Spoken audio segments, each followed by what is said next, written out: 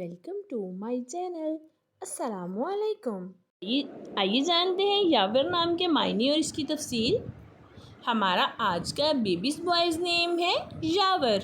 यावर के इंग्लिश में स्पेल्स हैं YAWER, यावर। ये एक इस्लामिक नेम है और लड़कों के लिए रखा जाता है ये नाम यावर।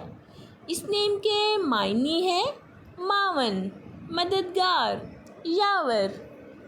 इस नेम की तफसील है मोहम्मद यावर, यावर अहमर। इस तरह से हम ये नाम रख सकते हैं। आप भी अपने नाम का मायने जानने के लिए कमेंट्स में अपना नाम लिखें और मायने जानिए।